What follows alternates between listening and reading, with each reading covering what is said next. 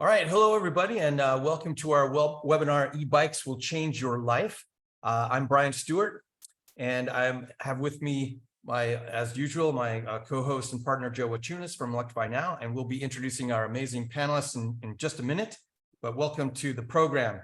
And if all of you or any of you are new to this, Electrify Now, we're an all-volunteer organization. We're basically helping people understand the benefits of electrification. We try to keep it simple for people by taking these 4 steps about getting clean energy into your home, then getting rid of all the devices you have in your home that burn fossil fuels, electrify your transportation, which is what we'll be talking about today, which we're excited about. And then, of course, we like to remind everyone that we have to bring everyone along this journey with us, which is the 4th step, electrify everyone. We have lots of information on our website about how to do this in your own home if you're interested, so check it out. You can avoid 20 tons of carbon emissions and have a safer, more comfortable home by taking these steps. Speaking of electrifying everyone, thank you all for your donations. Any donations we receive for this program, we contribute to this amazing organization called Seeds for the Soul here in Oregon that installs rooftop solar programs for low-income families. They're also installing heat pumps now, saving these homeowners thousands of dollars a year on their energy bills. And avoiding tons of carbon by helping these parts of our own community that need help to electrify. So thank you all for your donations. Great, yeah, and we want to put a plug in for our upcoming webinar on heat pump dryers just in a couple of weeks. This is going to be a mini webinar. We're just having one panelist, Steve Scheinkopf from Yale Appliances. You may remember him from our induction stoves webinar. He's going to take us through heat pump dryers and update us on brands and options. This includes an all-in-one washer and dryer. We're really excited about that. And we'll put a plug in for a heat pump dryer. The webinar is part of Hang Dry Week, where we celebrate hang drying laundry. And so we'll put information in the chat on both of those. And you can find all of our recordings. We're up over, I think, over 60 recordings now at our Electrify webinar, Electrify YouTube page. You can see the address there, and please subscribe to our YouTube channel. So today we'd like to just introduce a new section of our Electrify Now webinars. We're going to do some Electrify updates. Real quick blast on what Brian and I are following in the world of electrification. So Brian, talk to us about this RNG report. There's a couple of really exciting things. A lot of us, you have probably been hearing from the gas industry about how renewable natural gas is going to save us and help them to basically eliminate carbon emissions from their sector. We had this great just little dose of reality here. Northwest Natural, our local gas company here, filed a compliance report where it shows that 0.15% of their gas sales in 2022, so essentially nothing, 0 parts of their gas sales were from renewable natural gas in the last year. And interestingly, this is down from the year before, where it was slightly less than 0. It was 0.21% in 2021. Their goal was 23% by 2022. Obviously, they're nowhere near that. They talk about decarbonizing their whole system. You can see that, I think, while renewable natural gas has a role to play, it's obviously not going to let us just keep burning gas in our homes. So a little reality there on RNG. Yeah, if you want a great piece of news, we're tracking this new RMI study on the growth of wind and solar. This is really exciting. They're tracking how wind and solar have grown exponentially over the last decade, and they project that out to what that looks like over the next decade. And so what they're projecting is wind and solar growing from 12% of electricity in 2022 to providing a third, 33%. In 2030. That's enormous exponential growth. And or you might say, oh, 33%, that's not huge. But if you combine that with other sources of zero emission electricity like nuclear and hydro and other renewables, we're talking 60, 70% of emissions-free electricity by 2030. Just a reminder, in Oregon, we're at 100%, we're shooting for 100% renewables by 2040. So I'll put a link to that study in the chat. We also love this article about our friends in Maine. We were talking to some of them in a cold climate heat pump webinar earlier this year, you might remember, but they had this aggressive target of installing 100,000 heat pumps by 2025. And, remember, this is one of the coldest states in the country. So if you're worried about heat pumps not working in cold climates, our friends in Maine are proving that that's just not true. but they blew past this goal of 100,000. They delivered them almost 2 years early. And now they've reset their targets on installing 275,000 by 2027. So really aggressive targets for a relatively small state. Here in Oregon, some of you may know the recent bill that just passed. It establishes a 500,000 units as a goal for installing heat pumps in Oregon by 2030. So we're hopefully going to be able to follow up with what our friends in Maine are doing. Yeah, we could totally match that.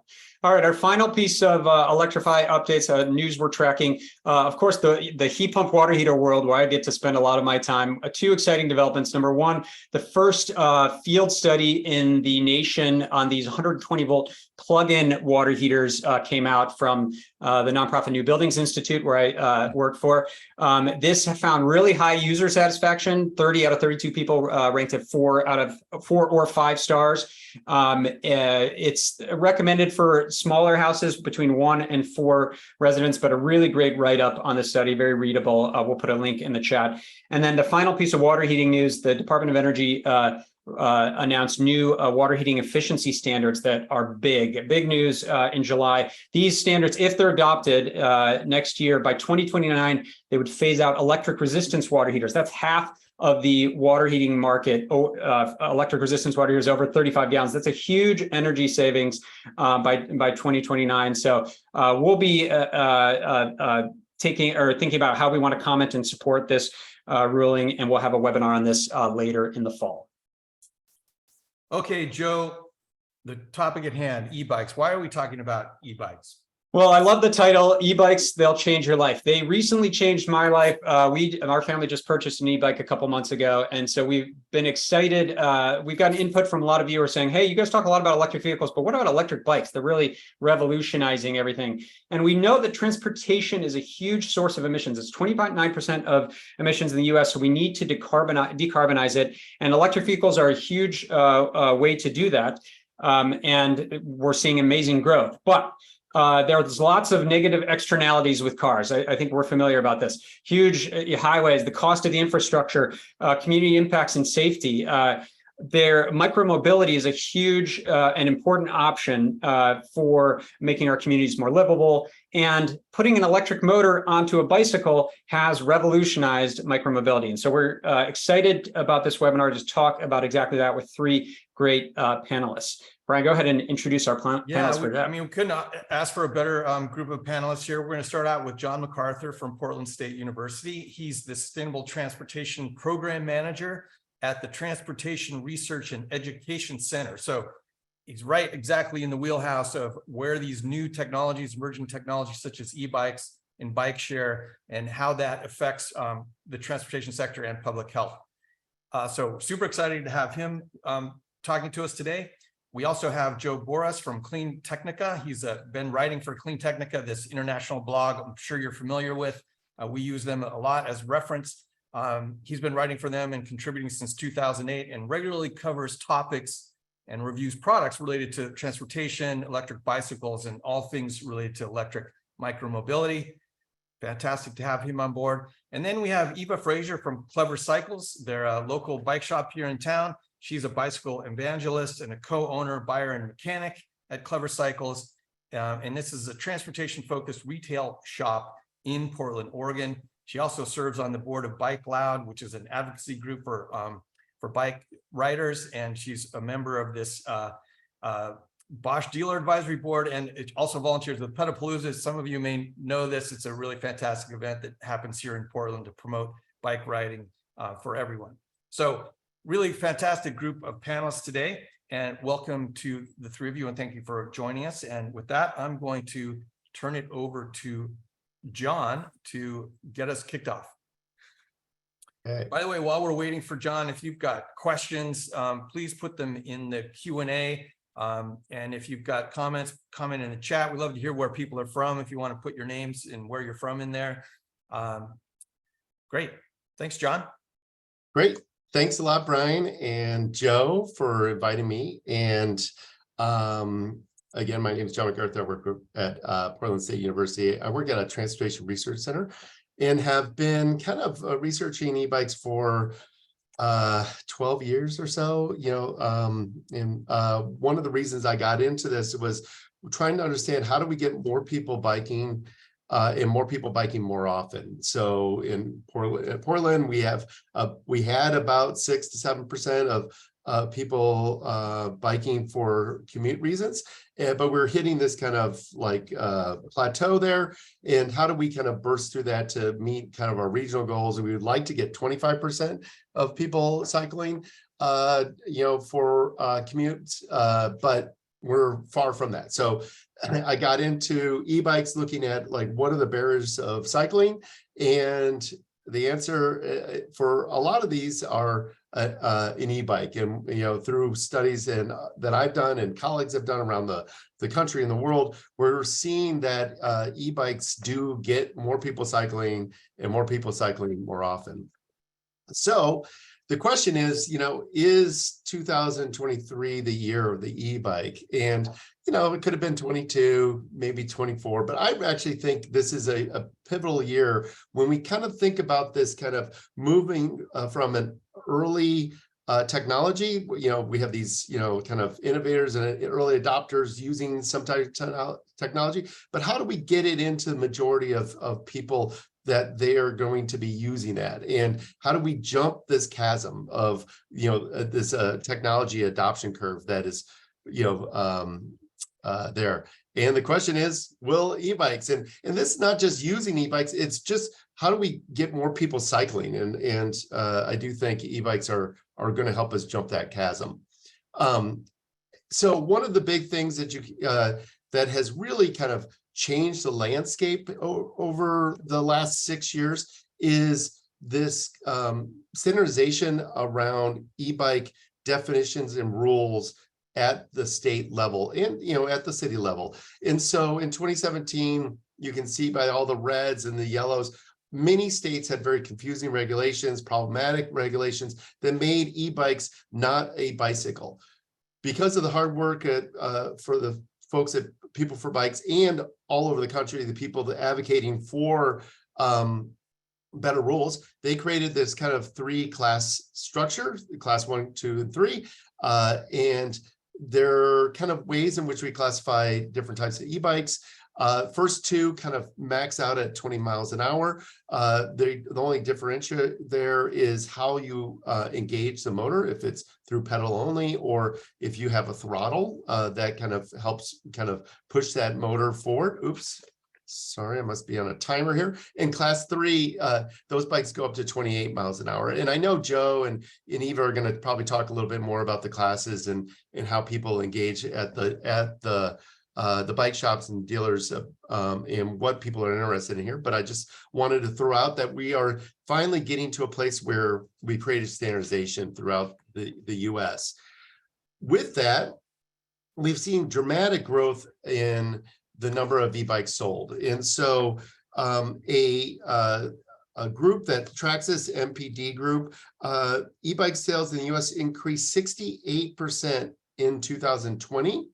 While traditional bike sales saw only a modest increase of 2%. So e-bikes are outpacing both, regular bike sales, but also EV sales. There were more e-bikes sold in the US than there were EVs last year. So that is something to think about as we kind of look at people's adoptions and interested. Again, the other 2 panelists will probably go into all the different types of bikes. But because we are finally seeing big manufacturers, the traditional big ones provide a range of e-bikes and also a range of e-bikes for people's needs. So, it might be a standard e-bike, a mountain bike. It could even be a cargo bike that allows people to take their kids places or groceries or other things. It becomes more versatile and more, have more utility to these bikes. So we've really seen this kind of dramatic increase. One thing with these numbers, these only represent the numbers that are sold from dealers and some other kind of avenues. They do not include direct to consumer, which might be 2/3 more of the market. So when we are saying 500,000 were kind of sold in 2022, it could be over, I mean, it's probably over, it's definitely over 1 million, could be 1.5 million if you include that. But it's hard to track those direct consumer data. But for certain it's this amount, but it's probably even doubled or 3 times this amount. So I have one quick slide in here. I know we're going to be really talking mostly around personal ownership and purchasing of e-bikes, but the shared micromobility space in the US has dramatically increased. In 2021, there was 273 cities in the US that had bike share or scooter share, in some form. And why is this important is, one is that people experiencing biking, and also some places like Portland, Oregon, and some other places have gone all electric. They are using those bikes in understanding how e-bikes work, and maybe even go, if they use it more often, they go purchase an e-bike, but also they have other opportunities or other options to use those. Other people are just using these type of devices, which creates more people using biking and micromobility and pushing cities to kind of address the issue around infrastructure, creating more safe places to bike, roll, walk, and be outside of the kind of automotive environment that many people live in, or we have been creating for the last 100 years. So the other thing that's really happened in 2023 is that we've seen an explosion of e-bike incentive programs. So we are tracking these programs. I'll throw a link in the chat after I talk to our tracker and to a white paper that we did about e-bike incentives. But we are seeing more and more cities and states, and these can be through municipalities or electric utility companies, nonprofits, and then state governments such as Colorado, California are rolling out full programs to do e-bike incentives. And those incentives can range from $200 off to $1,600, depending on the location and who's offering those, which also is a big issue about, basically price parity of, bringing an e-bike down to a what roughly would be a cost of a normal commuting bike, that high quality commuting bike. And this is important as particularly a lot of these programs are focused for low-income individuals, allowing them to participate and buy an e-bike where they might not have been able to do that in the past. So something to track, something to learn about where you live. What are your options? And also to advocate for your state to get on board and provide e-bike incentives like they probably do for EVs and other things. So finally, I'll land on this. How do we get more people riding more often?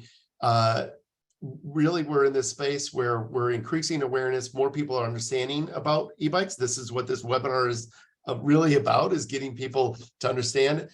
There's more and more lending libraries around the country, so you can go and test and ride one of these bikes, the different types of bikes, check them out for periods of time, more outreach like this webinar, and then e-bike share, like I said, in Portland and other locations, provide opportunities for people to ride e-bikes.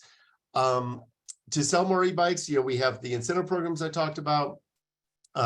More e-bikes are coming out, and Joe and Eva will be talking about at different price points. So you can get a very expensive mountain bike, $10,000, but you can also get a really good bike at the maybe $1,000 range. So that is really important to get more people opportunities to go out and purchase these. And then these equity focus programs, trying to focus to provide low-income individuals the opportunities to purchase e-bikes now. And then finally, the number one thing when we talk to people about why they don't ride, or how could they, how could we get them to ride more often, is really creating more safe places to ride, more separated bike lanes, more low stress areas. And the more people that are using bikes and using them and pushing their states and their cities to create these places is how we're going to move that forward. So I'll end on this note, and we'll be back during Q&A, I guess. Well, yeah, John, thanks so much. And just on note on that last, oh, perfect. There's your contact info. A note on that last slide. I had done some research before the webinar, and we're so excited by that million number that we think are sold more or less in the U.S. But Europe, it's something like the data I found in 2020 was like 4.5 million, and China was 16 million e-bikes. So they're obviously way ahead of us. Is it the safe, is the safe places to ride? Is that why they're selling more e-bikes, or any other reason why they're so far ahead of the US in e-bike sales, from your opinion? Yeah, well, Asia is a totally different thing, and China is totally different to really compare. And previously, a lot of the e-bikes in China would maybe more scooter, be kind of classified as scooters. So like when you kind of look at that big number, it's still low speed personal devices. I'm pro e-scooters too, the more people getting out of their car and into, kind of right sizing their ride, the better. But I guess the better comparison is Europe. Why they're selling more is that they had more people cycling on average per person, per location, and they have really good infrastructure like in Denmark and Netherlands and Germany for cycling. So they already had that culture there. And then once e-bikes came in, it just shifted people from their normal bikes to e-bikes, and they're selling a lot more. So. Thanks for that. Yeah. Brian, any other quick follow-up questions before we turn it over to Joe? No, I think this is great. We'll have more questions in the end, but I think this is fantastic. I really appreciate that, John. Yeah, great.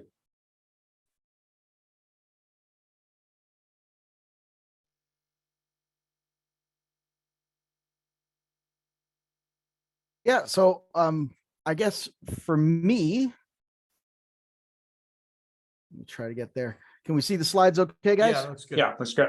Beautiful. All right. So I'm from Clean Technica. We've been reviewing a lot of cars and bikes and things like that.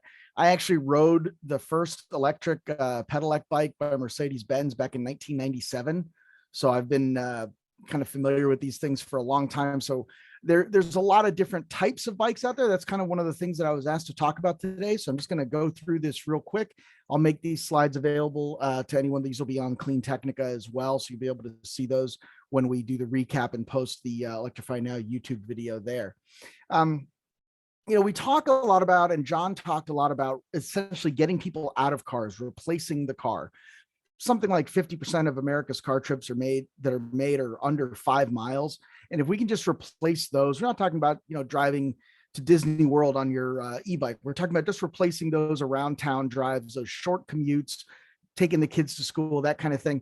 And when we think of that, we're thinking about commuting, and these are usually utility bikes or commuter bikes. Sometimes they're called utility bikes. Sometimes they're bought for a purpose. They're bought to get you to point A to point B, move people and things. And this is really kind of the meat of the sector that we're talking about there. Other things that people see a lot are cargo bikes. Cargo bikes are really interesting and a great place to think of as a place to put electrification. These are bikes that are built to move more people and things, right? So you've got the 2 kids in the back. You see these, you're the cool dad dropping off the kids on the e-bike, or you've got a lot of cargo to bring. There's a lot of different cargo bikes, just like there's a lot of different types of cargo. There are delivery bikes that are good for, gig economy workers, people who are doing food deliveries, things like that. Or, what used to be bike messengers, some of them are now moving to this kind of delivery option. You'll see the bucket bikes that have the big bucket in the front with 2 or 3 kids, or else, some like heavy duty stuff. Like we've got some nurseries that deliver plants throughout Oak Park in Chicago on these type of bikes. And then the Aventon, which is kind of in between, it's a longer wheelbase. You're going to see a lot of common features here with the suspension, and different conversations about, where the electric motor is, whether it's in the wheel or in the frame. And, again, more different kinds of bikes that you're seeing, where you're starting to see electrification broaden the abilities of different people to have different jobs and use these for work and move people around if they do have disabilities or any kind of mobility issue. Hey, Joe, real quick on that last slide. Absolutely. That Don's question kind of really speaks totally to that. He was wondering if we'd be covering electric trikes, speaking to how he has mobility issues and that ended his ability to go on the e-bike. And so he's wondering if an electric trike would give him the option of moving among walkers slowly without fuss of using a two-wheeler. So any other further to say on these electric trikes and how they increase? We'll get to that in a little bit, and that's certainly a good thing to bring up. One of the things that people don't realize, or at least a lot of people don't realize, and I certainly count myself among them, is that electrifying mobility, whether it's a kick scooter or whether it's a bicycle or a trike, is going to make it more accessible to people. And it's not only people who, maybe like me, I was in my 40s. I hadn't been on a bike since I was in college, and getting back on a bike and getting back out there and getting more mobile on two wheels seemed like something that was difficult to do. When I was on a bike as a kid, I never remember getting tired. I never remember having sore muscles. I'd go 3 or 4 blocks, I'd feel it the next day. Having that e-bike and using that as a stepping stone was really essential for me. And I got to know people who had asthma, who had injuries from the military or just injuries from car accidents, who didn't have the mobility they used to have. And the e-bikes enabled them to go out and go riding with their kids and opt out of the automobile in a way that they didn't feel or didn't realize or even weren't able to do without electrification. So that's definitely something that we can talk about. And as we get in through this presentation, we'll talk about some of the different ways that different bikes and different types of bikes can fit into your lifestyle, right? And this was kind of where I was getting at, was there's the same kind of recreational bikes, whether they're mountain bikes or whether they're road bikes, are available both as regular bicycles and e-bikes. And really any kind of bike that's out there, I have seen electrified. I mean, even the penny farthing with that giant front wheel and the little rear wheel. Believe it or not, I saw a dude at Electrify Expo in Long Beach last year that showed up with a penny farthing that had a motor in the back on the little tiny wheel. And I absolutely loved it. I just couldn't believe that somebody had built that. And that was just like the tip of the iceberg. There's folding bikes, folding trikes, cargo bikes, folding cargo trikes. Any type of bike you can imagine is going to be available as in an E version, right? So I actually just got a BMX bike that has a 500 watt motor in it. And I just love that thing. So kind of the idea of like, do I want a conventional bike or do I want an e-bike? That's got to go away. You got to just think of what kind of bicycle do you want? What kind of experience do you want? What are you shopping for? And then make the call as to whether or not you want it electrified or not. And the best way to choose that and the best way to make that decision is to visit your local bike shop. And even if you don't decide to buy from them, you really need to start your journey there. And there's a couple of notes down here at the bottom. These are notes for me as I'm speaking. I'm not smart enough to keep everything in my head. So when I go, this is Oberlin Bike Shop at Oberlin College in Ohio. This is where I went to school.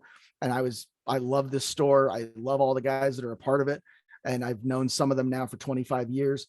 And before this store opened, we were just guys in college riding bikes. So one of the things that they taught me was that a bike has to fit you, has to fit a rider in 3 ways. And this is something that Ava can speak to more effectively than I can, certainly.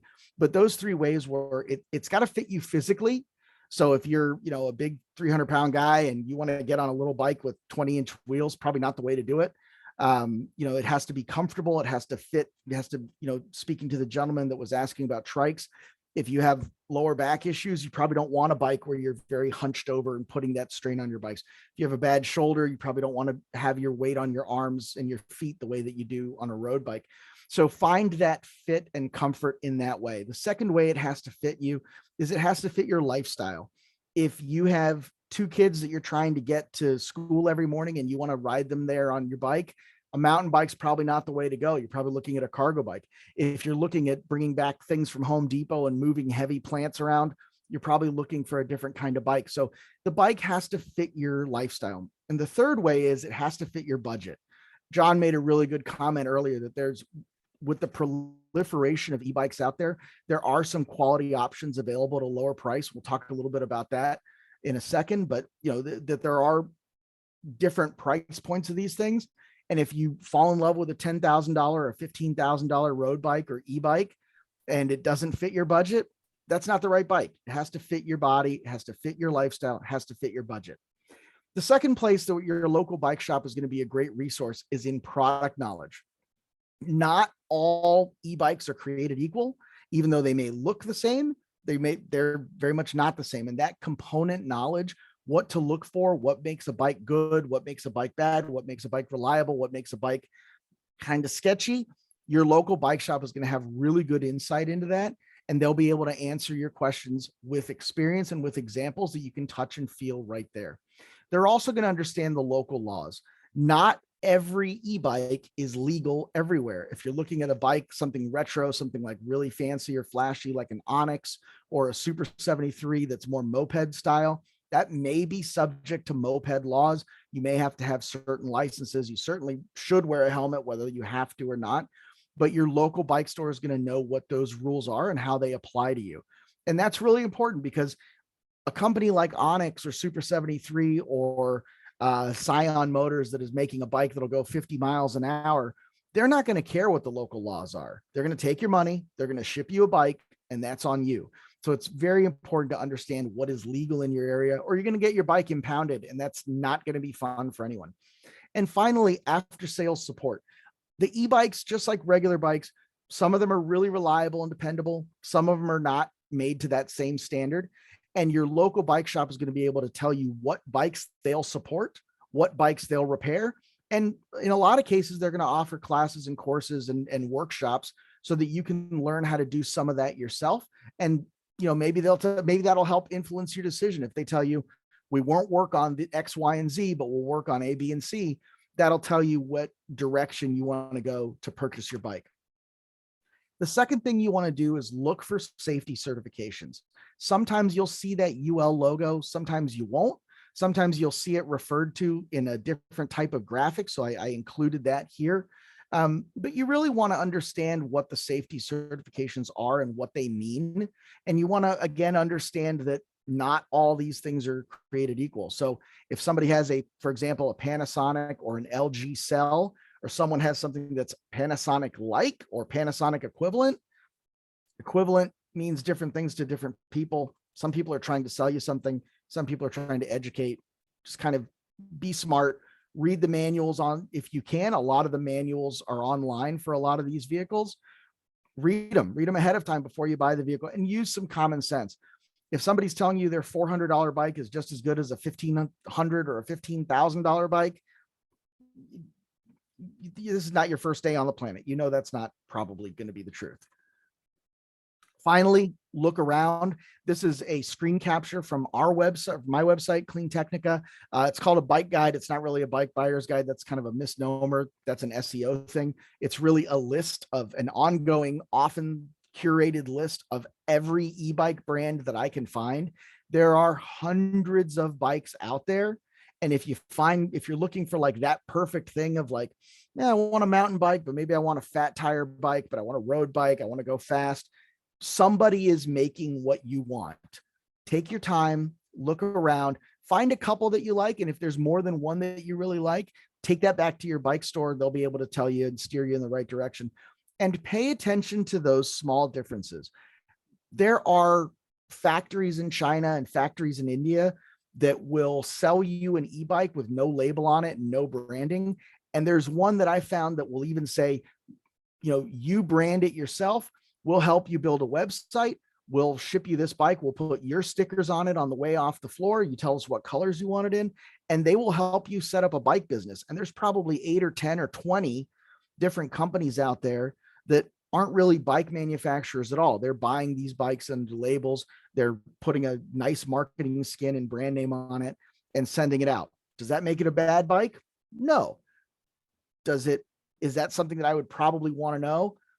Yeah. So pay attention to those differences, find out which brands are, even if it looks the same and one has it in a color you like, but the other one doesn't, try to find out the differences, right? This one has Kenda tires or, Bridgestone tires, and this one has, some name of tire you've never heard of. Pay attention to those small differences. Some of those things have real value. And then finally, spend what you can. I always have this conversation. I buy my wife jewelry. There's a local jewelry store in Oak Park Jewelers. They do a really smart marketing thing. One Thursday night every month, they invite all the local moms groups from Facebook and Instagram and everything over to the store. They have free wine and free mimosas, and they hang out, and they allow everybody to go through and put jewelry that they like on a wish list.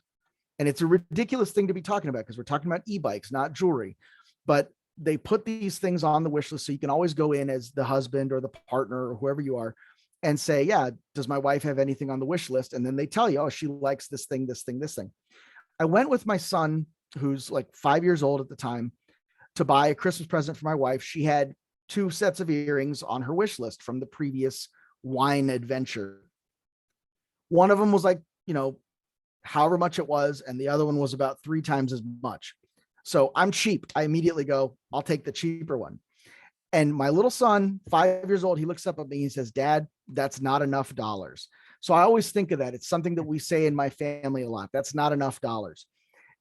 I hesitate to speak opposite of what some of my colleagues might say. I personally don't believe that there's a high quality, long lasting, safe, reliable, dependable e-bike available for less than $1,000. That's not to say that those bikes are not acceptable. If you're not sure whether or not you're ready for an e-bike or ready to get out on 2 wheels, or not sure whether or not this is going to fit into your lifestyle, there are $400, $500, $600 bikes out there that will get you going, that'll last you a couple 100 miles, maybe a season or two, maybe a year or two. And they will tell you whether or not this is a lifestyle change that's going to work for you. But that's not your forever e-bike. Those are the bikes that you really have to pay attention to. When you plug the battery into the wall, don't walk away from it. Make sure that you're nearby or it's on a separate building.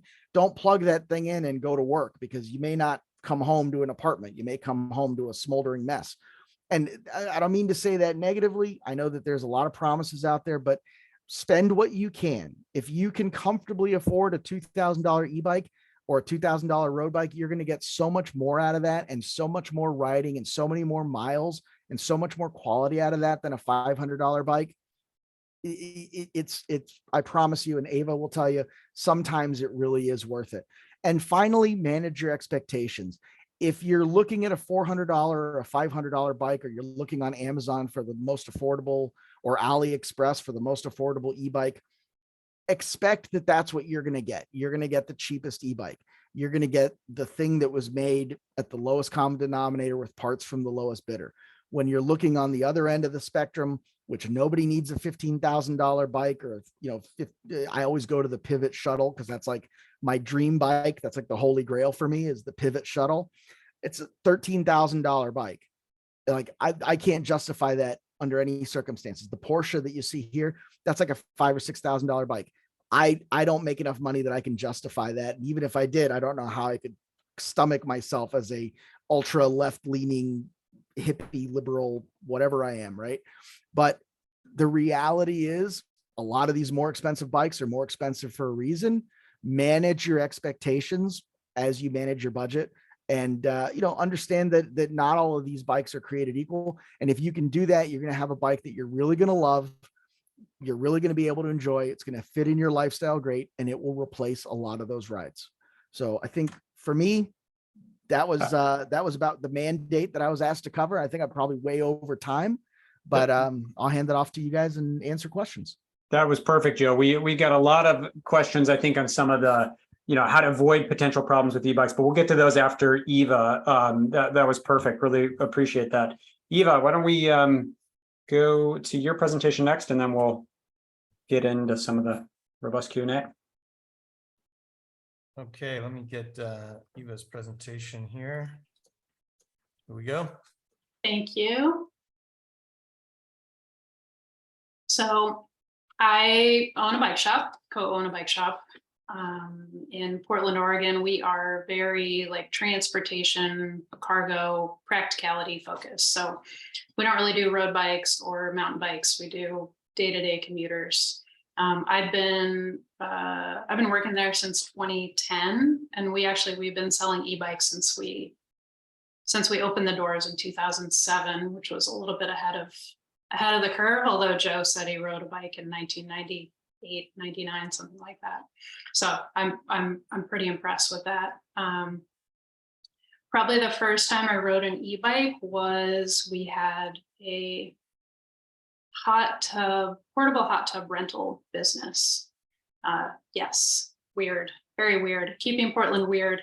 That is my favorite business I've ever heard of. I'm sorry to interrupt you. That's the best thing I've ever heard. No, it was fantastic and ridiculous and really irrational. So we had a cargo bike with what was called a Stoke Monkey motor. It was sort of a hub motor that had been turned into a mid-drive, and hooked up to that was a 4-person fiberglass wood-fired hot tub. So that was my introduction to e-bikes. Since then, things have gotten a little more mainstream, and you can see like any kind of bike out there, like Joe was showing, even the penny farthing comes electrified. So really, e-bikes can fit many different situations, and I really do believe in them. I think we can change our cityscapes. We can get people to be more active. We can stop driving and parking and all of the mess that comes with cars. So yeah, let's go to the bike shop. We're gonna go to the next slide. So the thing about buying a bike is you have a lot of questions to answer. Basically, one is really, why do you want an e-bike? Are you trying to carry things? Are you trying to go car light or car free? Are you getting over an injury?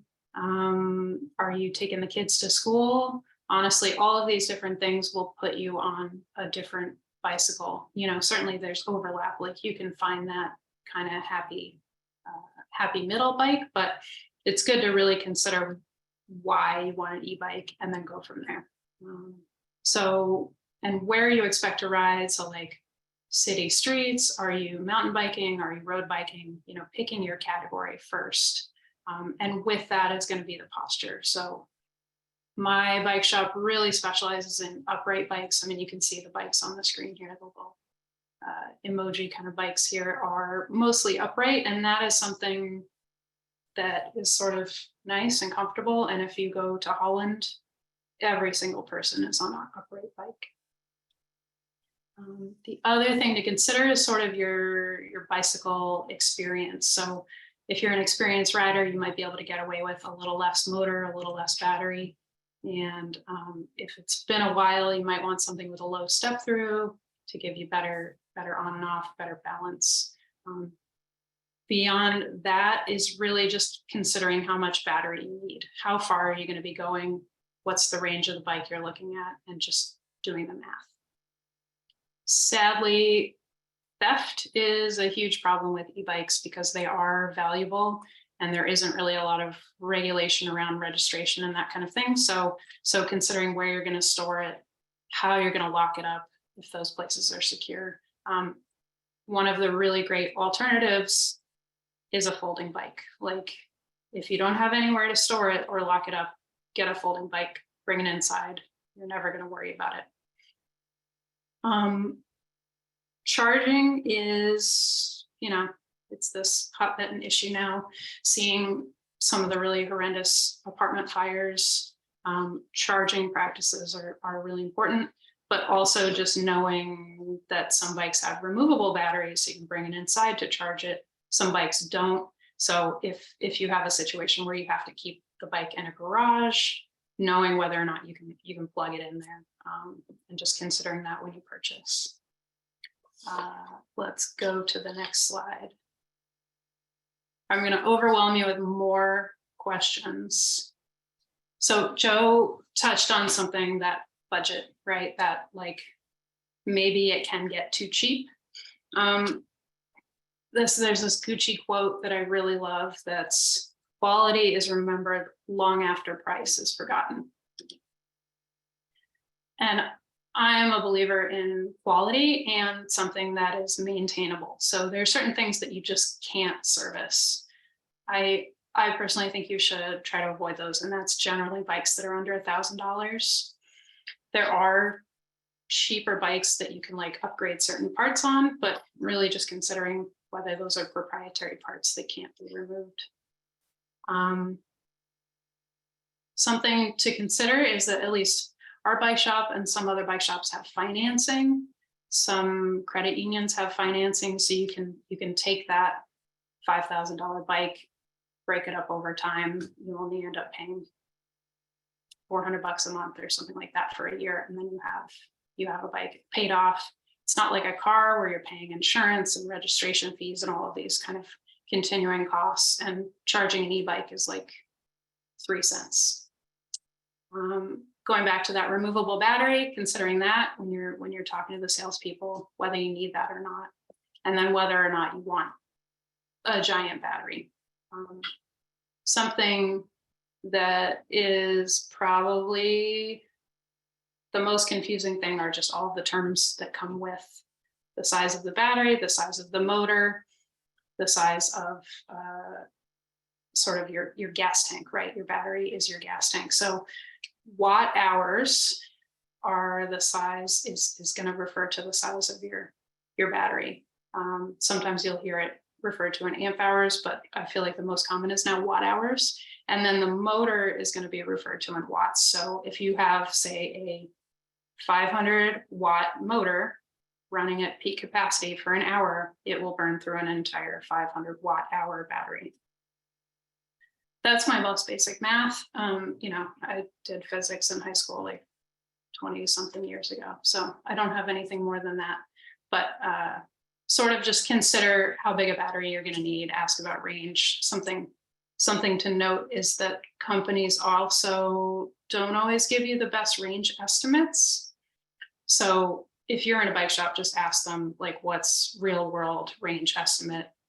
Bosch has this amazing calculator where you can plug in like your weight, how much stuff you're carrying, whether it's hilly, whether there's a headwind, and it'll give you sort of the range based on all of those factors. Because I think most companies are considering a very small rider in like ideal flat windless conditions for their range, which is not reality.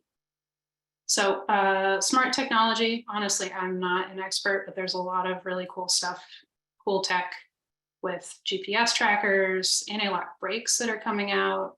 All that stuff certainly comes with a higher cost, but if you're into that, it's super cool. Accessories, so in Portland at least, fenders, racks, kickstands, bells, like does it come with these things, or are you going to adding them on to the cost of the bike? So look at that. Road bikes generally are like very sparse. They probably won't even come with pedals. If you're looking at a Dutch bike, it's going to come with everything. It might do your dishes too. So Joe mentioned this too about weight capacity, like considering the bike for you. If you're a big guy, a lot of bikes have listed weight capacities now, which is incredible. Like bike manufacturers never used to do this. But if a bike capacity says 250 pounds, often that includes the weight of the bicycle. So if you have a 60-pound bike, you're left with 190 pounds left for yourself and whatever you're carrying. So look at those numbers if you're pushing the limits.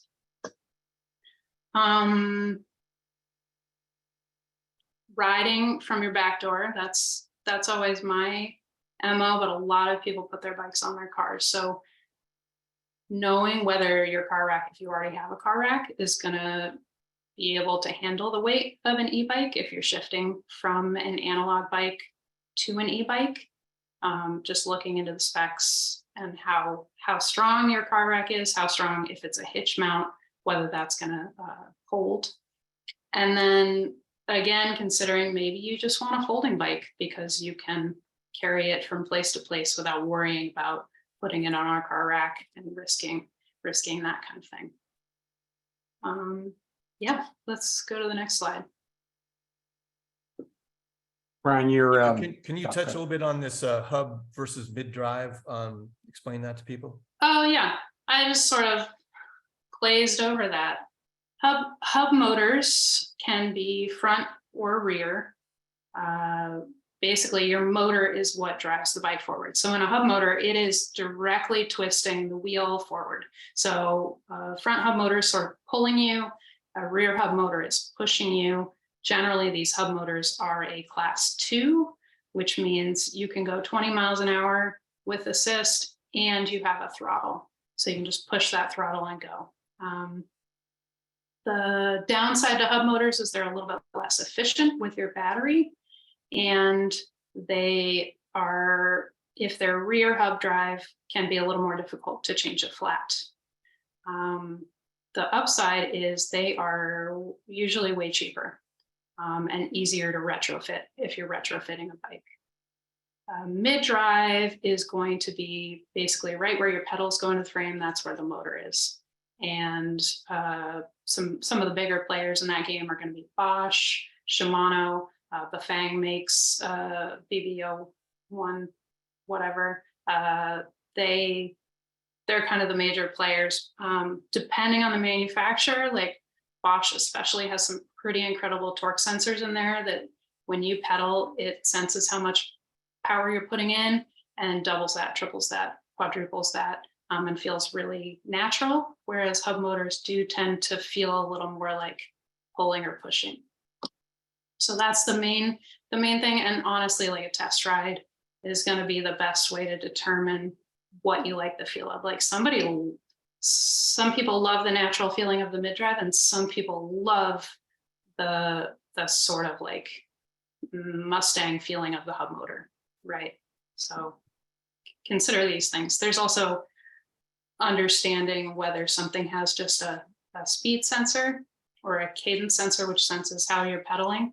And some bikes have a torque sensor, which senses how much pressure you're putting on the pedals. And those will give you different outputs based on how you're riding. Yeah.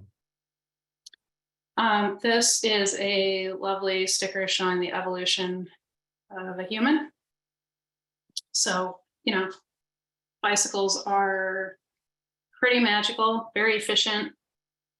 And Microcosm Publishing, if you don't know them, are a very small local publishing company run by a couple of super bike nerds that love all things bicycle and lefty and whatnot. So, and they're on one of these sort of bike highways in Portland if you ever want to stop by. Yes, thank you, Tom. It is the most efficient way to get around. A quick time check, Eva. Yeah. Just a couple more minutes, and we'll get into absolutely. This is something just to consider if you're buying, especially online, is sort of what the company is going to give you with service and warranty issue support. Like, what does a warranty mean? Are you going to get just a part? Are you going to get labor? And also what to do if you have a mechanical issue, like how long are you going to be down for without a bike? And if this is your daily driver, this can impact sort of the choices you might make between buying from company A and company B. P.S. That's me in business mode around probably 1990. Next slide, please. That's an amazing picture, by the way. Thank you. That was, yeah. I had some great shirts. So aftercare really is just once you have a bike, I mean, honestly, like just buy a bike, stop. I mean, this webinar is great. Hopefully this gives you the energy you need to like, just go out and get something. You can do endless research, and probably you should just pick the one that checks most of your boxes. So once you have that bike, and if you've ridden it for a while, you probably are realizing you need like rain gear or bags or that kind of thing. Like, go get those things, make your bike work for you. right? Cars come with cup holders. Bikes can come with cup holders too. We don't have heated seats yet, but I'm sure it's coming down the pipeline. And then batteries, like Joe talked about this. Batteries, there's a few things you really want to keep in mind. Charging batteries, like once your battery is charged, unplug it. Storing batteries long term, you really want to store at a lower charge. So like half charge or lower is best. A lot of people don't know this, and they'll plug in their battery, charge it all the way up, and then store it for the winter. And batteries don't really like that. There's just like so much potential energy in there. Preventing theft. Use all of the locks. Do not trust that your garage is secure or that your bike room is secure. So insure it too. Like you can insure it through your homeowner's insurance or your renter's policy, or just get a third-party insurance. There's something called Oyster I know of. There's probably some other people out there. And then maintenance. I am a mechanic by trade. I sort of fell into this business owner thing. Maintenance is really important. Like if you're riding the bike a lot, you're also going to need to maintain it, and you're going to run through brake pads, chains, cassettes, all that kind of thing. That is something to consider between hub motor and mid-drive. Hub motor tends to wear through drivetrain stuff less than a mid-drive will. So get your bike serviced, and that's part of buying from a local bike shop, is kind of establishing that relationship so that you have someone to go to. I think that's it. I have one last slide. Happy riding. That's me going to the Goodwill. Because if you have a bike, you should probably use it. And honestly, there is a bike for everything. Like I said, if you need a cargo bike, get a cargo bike.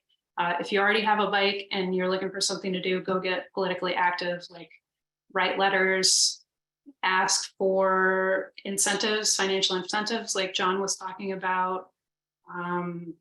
Advocate for better, safer streets, because that is the one thing we didn't really talk about, is how vulnerable you are on the road. Like, ride defensively, be aware, trust your gut, all that stuff. But really, like, e-bikes will change your life. Thank you. Thanks, Eva. I love that picture with the furniture on it. Yeah.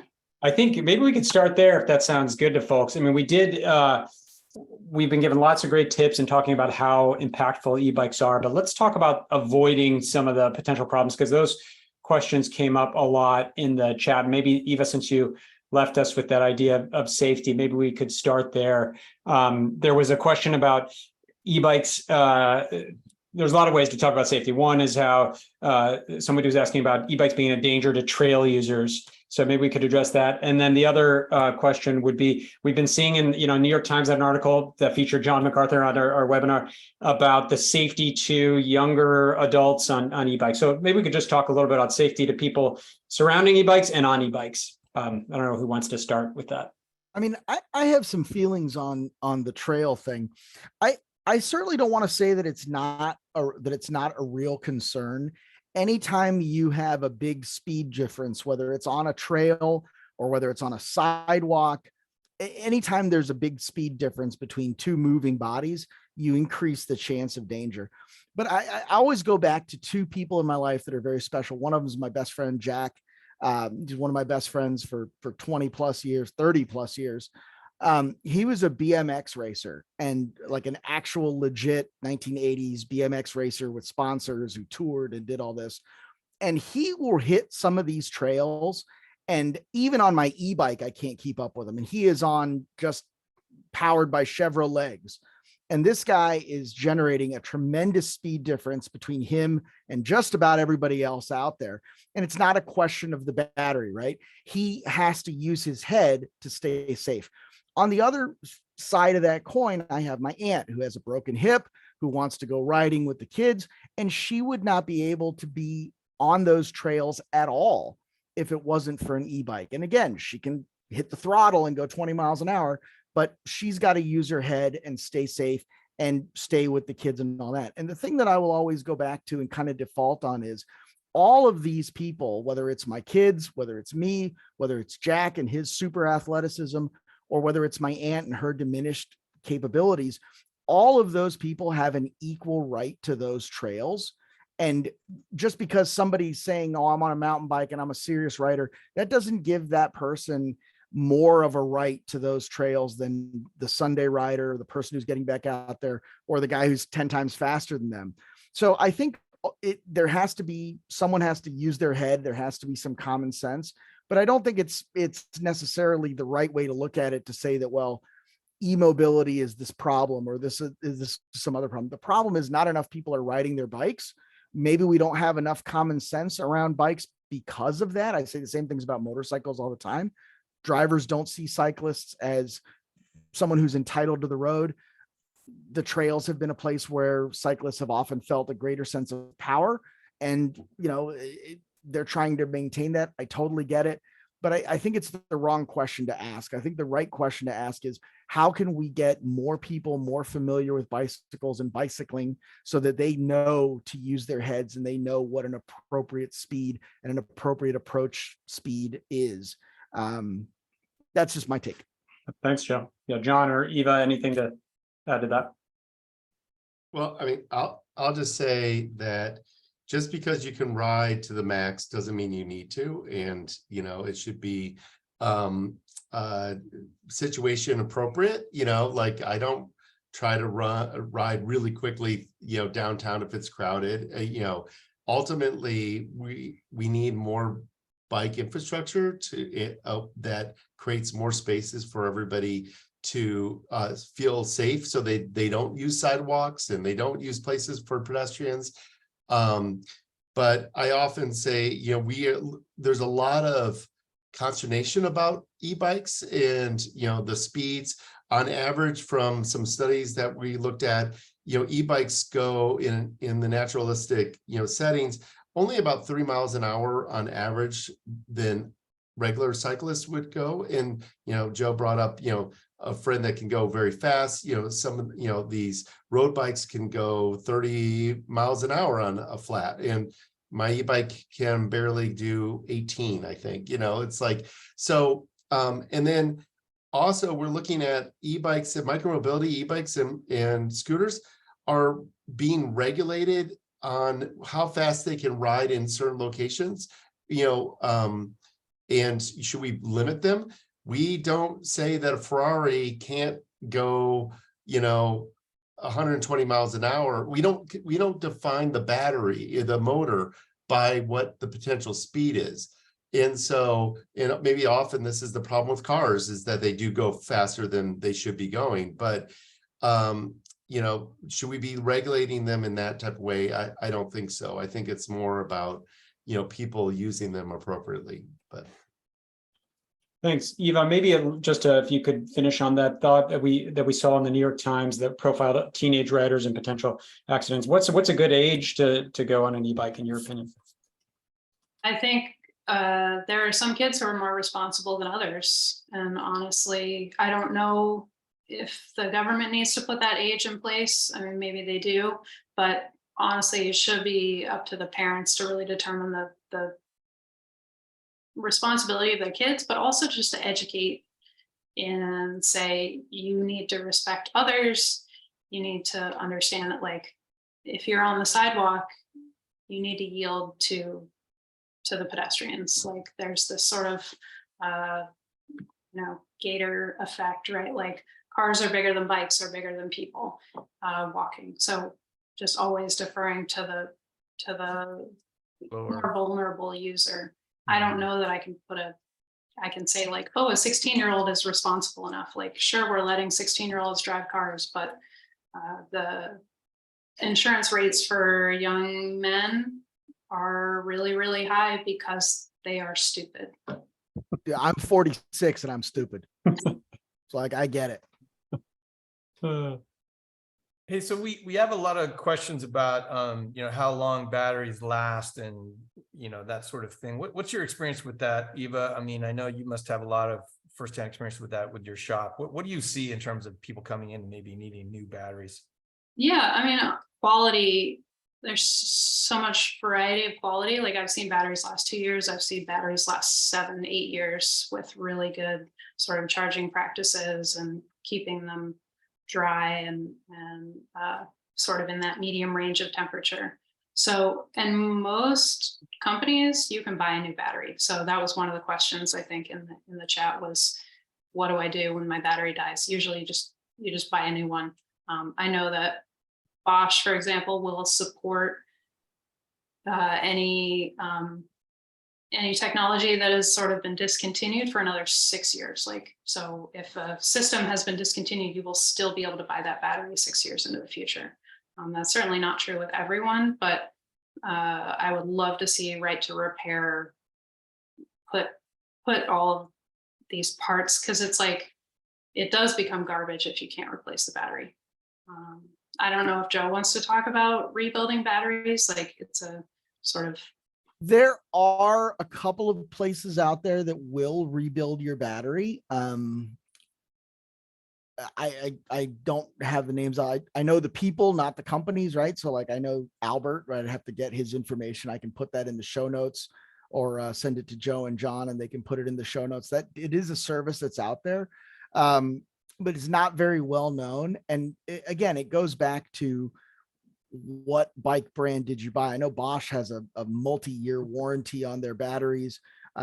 They have a lot of thermal management systems built within their battery packs to essentially make it so that you're not going to need to replace it. And then there's some other ones that, again, for a lot less money, maybe you don't even want to replace it because 2 or 3 cells go bad. You're going to replace those 2 or 3 cells, and 6 months down the road, you're going to repair another 4 or 5 cells that went bad. So I think, again, this is where your local bike shop comes into play.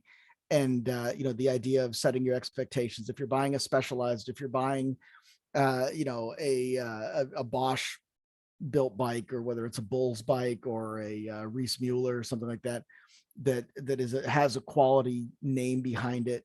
That quality does make a difference. I don't know if that answers your question. I kind of lost it halfway through. Well, I mean, it just related to that. I mean, it seems like, in terms of all the options are available to you. Like I looked at that buyer's guide, Joe, that you have on your Clean Technic website, and literally there's like, the list is so extraordinarily long. It's mind blowing how many people are making bikes. So, and my suspicion is that, if we look at that list 5 to 10 years from now, it'll be a lot shorter list, because that's typically what happens with these new segments is you get a lot of people that come in at the beginning when things are booming, and then it weeds out. That's happened in almost every new market that I've seen.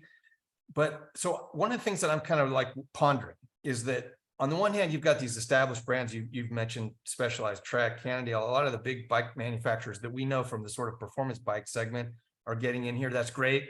So my assumption is they're probably pretty trustworthy. You've mentioned Bosch as another name that we're really familiar with, that's been around for a long time. But then on the other hand, there sometimes the energy is coming from these startup brands that we've never heard of. I mean, and sometimes those become really important names that you haven't heard, but will eventually become leaders in this segment. So I don't want to like discount these new players, because some of them may be really important in terms of what, transforming the market, starting trends, and maybe even establishing levels of quality that the established folks are trying to catch up to. But what are your thoughts on like how you navigate that as a consumer? Because it seems like so overwhelming. I mean, it's overwhelming as a journalist. I have 6 e-bikes right now in my garage that I'm supposed to be reviewing. And, sometimes you look at, one brand and it's a $2,400 bike, and you would be really hard pressed to find, where the $6,000 bike is justifying its 35, it's 3x multiple price difference. Right. Mm-hmm. And there's other cases where you're looking at a bike and it's like, it was a brand that was mentioned in the chat that it was $9.99. And it's like, how do they sleep at night knowing that they're selling this garbage? Yeah. And it's just really, really hard. And unless you're an expert, take a step back, get down from the high horse, and go ask the people that are experts, your local bike mechanics. They deal with this stuff all day. Yeah. And you may say to yourself, well, they're biased. They're only going to try to sell me what they have in the store. Of course they are. This is America. The only sin in America is to not try to monetize something that you love, right? Like we're always taught about the side hustles and the grind and this and that. And oh, you love art. We taught that from the earliest days of school. You like art, go be a graphic artist or an architect or a painter, right? Picasso made millions, all that stuff. But that is true, but that doesn't mean that what they're telling you is wrong. They may do a really great job. Wheels and Sprocket here in Chicago does a really great job of trying to sell me Trek bicycles. I just don't like Trek. It's like a Ford Chevy thing. I'm a Specialized guy. Everything they tell me about the Treks may be true, and it's going to inform, maybe true. It's going to inform my ultimate purchasing decision. And I'm going to understand the components a little bit better, the geometry a little bit better. But at the end of the day, I'm probably not going to buy that brand of bike. That doesn't mean that their information is not valuable. Yeah. And even if they're biased, you can kind of read between that. What I would say is this, you know, if somebody is marketing their bicycle as like this super ultra revolutionary high-tech thing, it's metal tubes on wheels, guys. Don't get too sucked up in the hype. We saw, you know, Van Moof was out there talking about how they were the Tesla of bicycles. They promised all kinds of tech and they had a different looking set of tubes and wheels. And they're one of the first really big, well-known players to be bankrupt. And they're not going to be the last. There's going to be some players out there that don't make it. I think if, you know, one of the good signs is if they don't have stores and they're not willing, if a bicycle brand is not willing to sell it to bicycle stores, we are only direct to consumer, that is, and I don't mean to be cynical here, that is probably because they know that the people who are around bikes every day and really know their stuff, the minute they're going to open that box, they're going to think the product is trash and they're never going to sell it. Well, Joe, on that note, I mean, that is a big, we got a couple questions on that. E-bikes, more than maybe regular bikes, have this divide that John MacArthur showed us between direct to consumer and bike stores. You know, we're saying two-thirds, the majority of sales is this direct to consumer. So John, maybe, you know, we heard a little bit from Joe on some of the dangers of direct to consumer. Why are two-thirds of people buying them? And what are the benefits? What are the advantages and disadvantages of buying a direct to consumer bike versus a great bike store like Eva's? Well, I mean, it's complicated. I mean, let's look at Van Moof. Van Moof was a European company, a really great bike. I have ridden Van Moofs. I actually like and I like the design. It's a very commuter focused, you know, bike. But they didn't have a retail system in the US. And, you know, to build up that cost, now they could have created relationships with all these different, you know, bike shops, which is costly. They went for direct to consumer. Rad Power is the same way, with though very complicated discussion about Rad Power, but that can provide direct, you know, kind of placement to the person who wants to buy it. The problem is maintenance. You know, most bike shops, and you know, Eva can talk about this, do not want to work on bikes that they don't sell. Either they don't have parts, they're not familiar with the electronics. So that can be an issue as you relate to buying an e-bike. And, you know, for everybody here, if you have never ridden before or maybe have, bikes need to be maintained. They're like any other mechanical device. To use them and for them to work appropriately and for you to get the most out of them, you have to maintain them. My bike is actually at our bike shop at PSU right now, getting its brakes, you know, kind of tuned because it needed it. And so e-bikes are the same thing. You know, you might have a car, you need oil changes, you might need to put in new brake systems or whatever. So, you know, it is something that needs to happen. The last what I'll bring up is why these things are important, maybe why Rad Power it was so successful. One is that they have kind of cheaper overhead and they can provide cheaper bikes.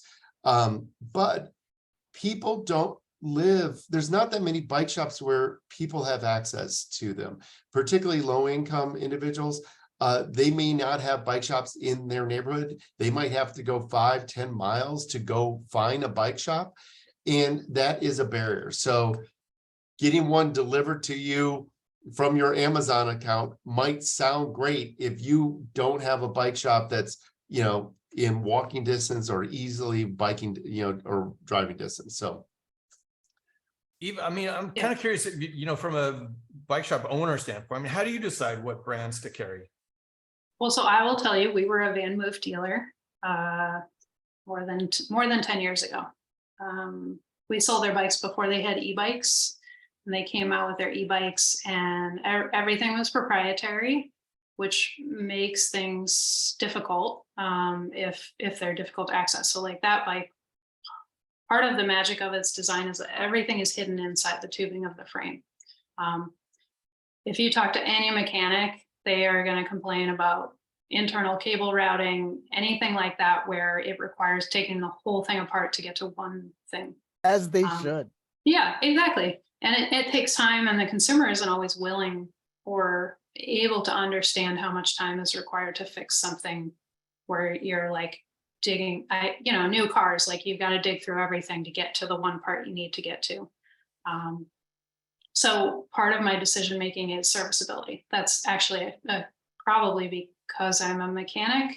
That's something I look at. I had a very long conversation with Van Move maybe 3 years ago, and they wanted us to be a service partner. They wanted us to work on their e-bikes that were out in the market. Like they had lots of e-bikes in the Seattle and Portland market.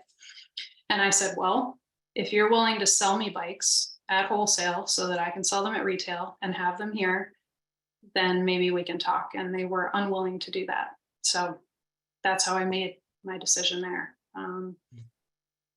If something is low quality and it comes back with warranty issues all the time, I'm not going to carry it. Sometimes I acquiesce a little bit if it's like so freaking cool, like Faraday bikes. I don't know if anybody knows Faraday, but that's another brand that has since been buried. But that bike was another just like very cool looking e-bike that didn't really look like an e-bike. But they had issues because everything was kind of proprietary and was more difficult to get parts, and had issues with like water ingress and that kind of thing, which in Portland is the death of you. Yeah. So, yeah. We should probably wrap it up here. I got one last final question. Yeah, Brian, and all, because this was something I thought a lot about, and we got a couple questions about it before I got my e-bike. Just some quick tips on security when you're parking it and going in. I went for like the double lock, 2 locks when I'm there, and it hasn't been a problem yet. But I know a lot of folks think about this. Any other quick tips on how folks can keep their e-bikes secure? I would agree. I like the double lock, a wheel lock, and a lock around the frame. Just sort of make it a little bit harder than the bike you're parked next to. Yeah. Okay, great. Well, that's super helpful. Yeah. Wow, it's been fantastic. Joe, thanks for sharing that great guide on Clean Technica to e-bikes, and we'll the best e-bikes you can buy. I love that. We'll share that out in the follow-up notes as well. Really appreciate that. Awesome. Yeah. Thanks for having us. Yeah. Thanks everybody for this has been fantastic. I really appreciate your help today with this topic, and to our audience, thank you for listening. I hope that was helpful. And as usual, if you have any questions about anything to do with electrification, please don't hesitate to ask. Either Joe and I can answer them. We'll find somebody who can. And good luck with all your electrification projects. Right. And one last thing, I love what Eva said, go out. We've talked about a lot of information. There's a lot to think about research, but go out and buy an e-bike, right? It's once you make a plunge, you can figure a lot out. Don't get intimidated. And hopefully this helped. And thanks to our panelists for helping us on this journey. So thanks, everybody. Have a great day. Thanks. Bye-bye.